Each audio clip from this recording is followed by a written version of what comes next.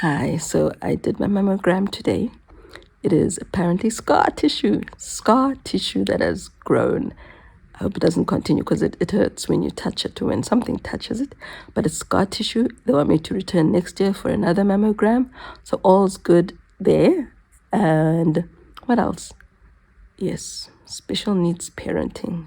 Yikes. It's I cannot ever detail the mental burden of worrying about each child. For example, we've got our 9-year-old today who I realized is still back to the destructive nature and its destructive things, breaking books, tearing books, breaking toys, like going to the toy block box, going to a room and snapping things in half.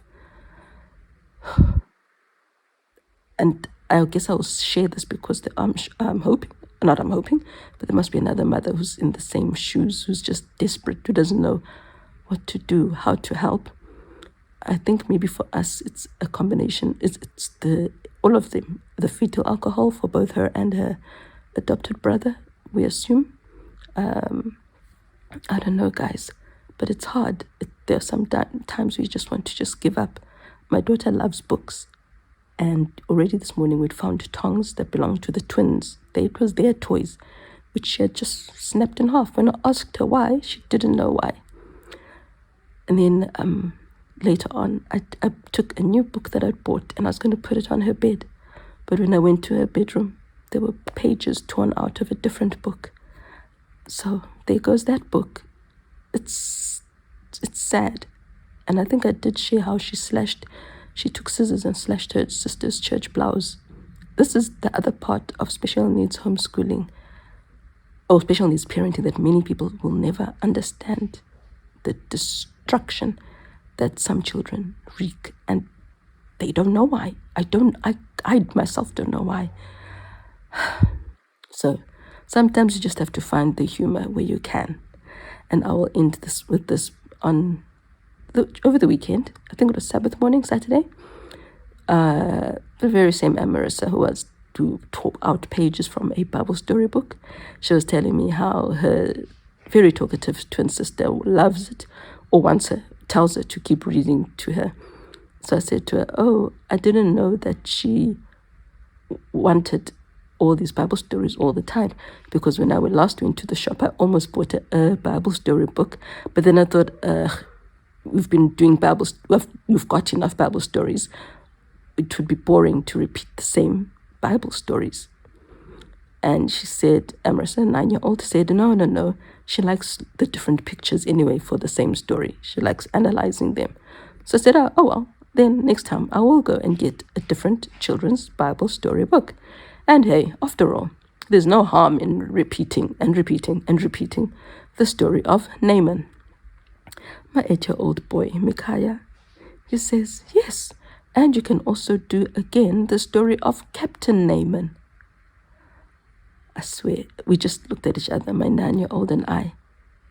And she tells him, Mickey, Naaman and Captain Naaman are the same person. I didn't even ask him if he understood what that means. I just, yeah.